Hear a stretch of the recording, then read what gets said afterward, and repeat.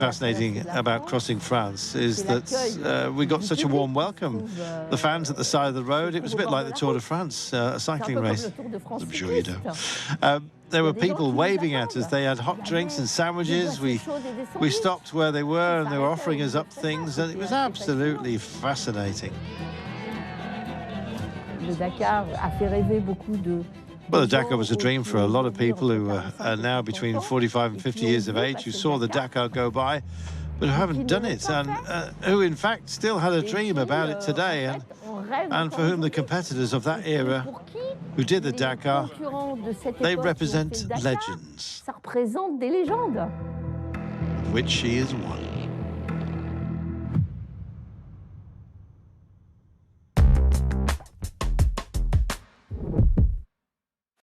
Betfred.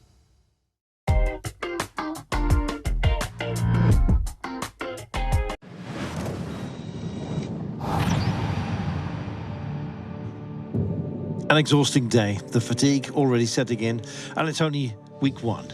But the 48-hour chrono is not over yet. The competitors eventually reaching the bivouac. Some have a long night ahead.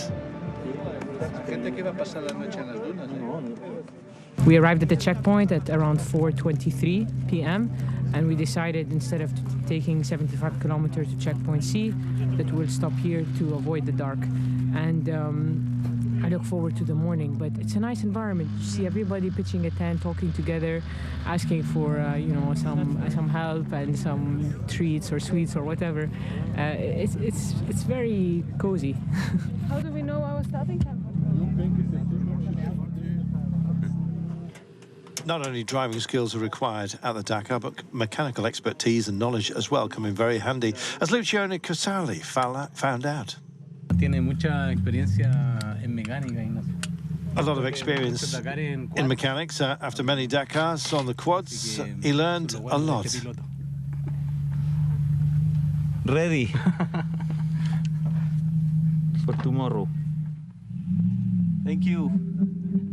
Thank you, guys.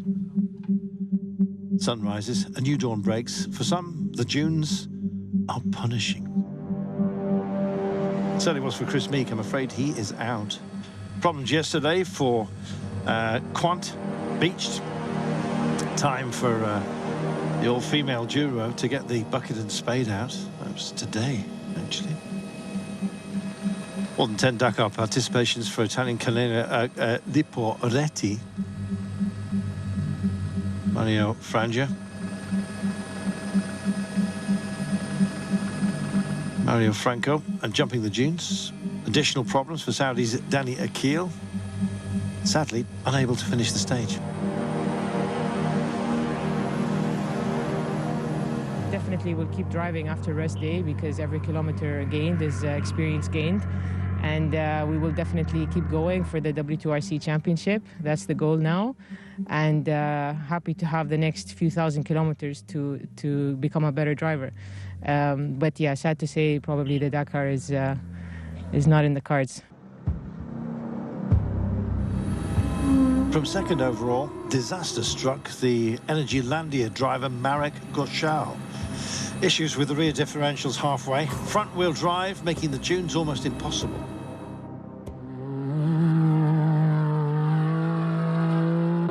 Gutierrez managed to get through stage 6 relatively unscathed until the final 100 kilometers, when the Spaniard began having gearbox troubles.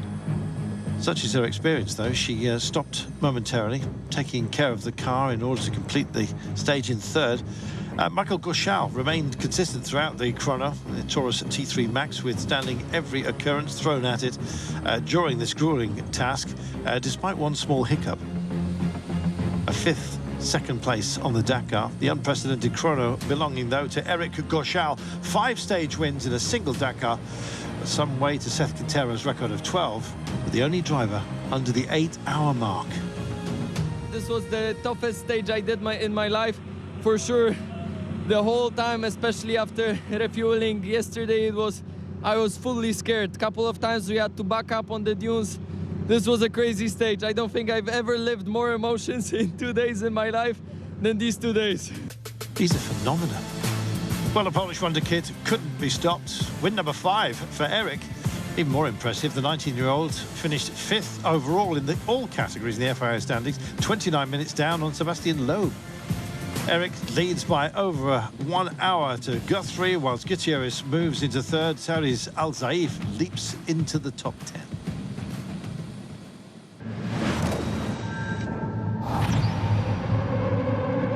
Returning to their battle stations, a shorter day, but still a spoonful of dunes that they have to swallow. Yet little or no idea of the current situation. Xavier de Sultre and the rest cut out from the world. We don't really know what's happening behind us. There's not much phone reception, not a lot of information. That changes strategy, he says. Well, it's a long way back up the standings for some, an all-out disaster for others. André Tuesen, landscapes lover, but not the moment the Dutchman wanted to spend in the empty quarter.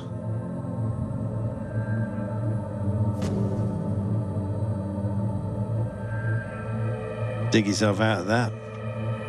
Well, not the only one of the SUVs to be in trouble out there. Another Dutchman did make it home. Zander Derricks, 23rd competitor on the chrono. Zander Derricks and Rud Vagabelt. Yeah, in their first Dakar outing, surviving the dunes. That's going to bode well for them going forward. Sebastian Gayasamin wasn't the only one to describe the marathon as challenging, especially in avoiding motion sickness, which apparently suffers from. After 6 hours flying up and down the great sand waves of the desert, you can understand that, perhaps. Mechanical problems for Jerome de Sadalier in their tracks. Came home 6th, though. But fell off the top of the standings. Today we started with something breaking in the drive shaft. That's never good. Which is attached to the wheel. Well, it's supposed to be. It's really difficult to climb the dunes, so we stopped to change that, and we lost half an hour, which isn't bad. Well, it's proving a Herculean effort for a lot of the buggies to reach home. Rookies like Willem Garret discovering the other side of the Dakar life. 27-year-old Rebecca Bussi notes that hiking is a hobby, but some competitors waving down the assistants to avoid having to walk all the way home. Finally, managed to pull it over the dune.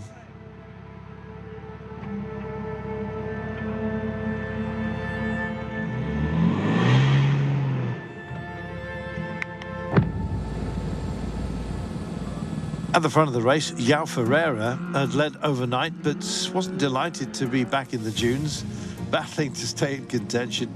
It had looked like Florent Vazade was going to win, but the Frenchman fell short in the final 40 kilometres. The Portuguese fighting hard to reel in the leaders, second on the stage. 4th overall now, 22 minutes off T4. Saudi fans cheering for Yasser Saidan, leading the SSV standings. Been watching him in the SAMF Championship this year. He's brilliant. Well, heading 412 during 7 kilometres, he said. I have no dangers, but there are broken dunes. Got to watch those broken dunes. Chaotic second half of coming to a close. De Sultre had to change strategy, but it was still a winning one. The prologue success was good, given the former biker had never claimed a special before. But his stage 5 win, now backed up by a dune-blasting performance, 3 minutes 35 faster than the Can-Am of João Ferreira, with the two teams going head-to-head next week. The Frenchman confident that he can go all the way. 48-hour stage, it's historic, it's a strategy full throttle from now on. It's all paying off. De Sultre and Polaris purring like a dream as Seb Loeb Racing Team, Edge South Racing's Ferreira and Saidan 3rd. And the Saudi's performance means he's heading the T4 category for the first time. Go Saidan.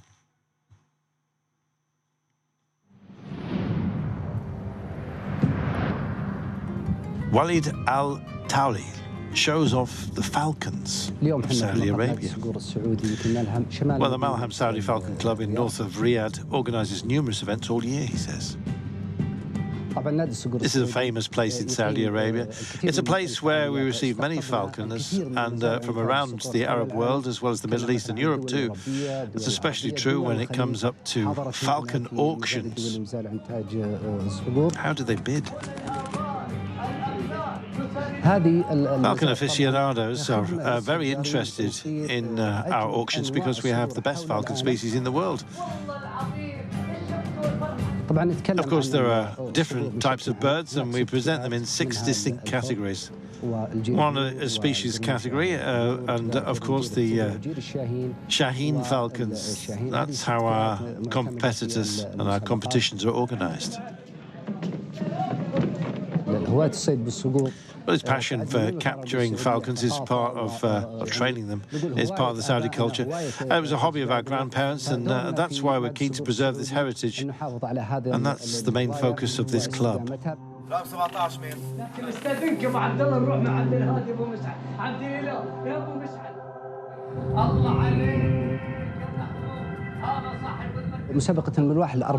Well, Maloa is a race. The birds have to cover a distance of 400 meters within the time limit. We then have the Mazayin competition, which elects and rewards the most beautiful falcons with a prize. But that's not all. Our club also places great importance on the program to reintroduce the birds into the natural habitat. The goal is to return them to the wild. Since then, we've seen an increase in the numbers of certain species that are part of the Saudi fauna.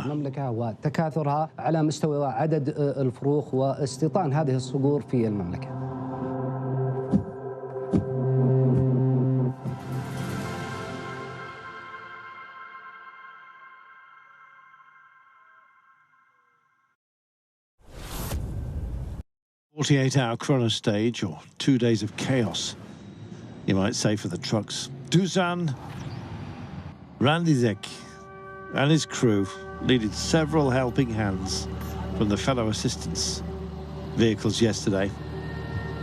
And you can understand why. I mean, trucks in this stuff. The night fell before they made any kind of significant progress. That's a lot of digging.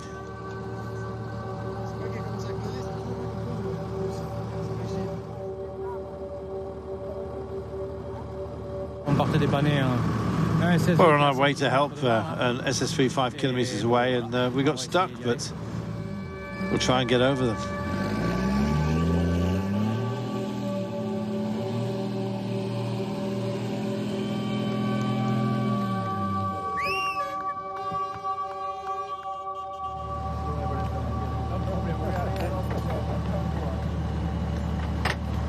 Well, as night starts to fade away and the sun rose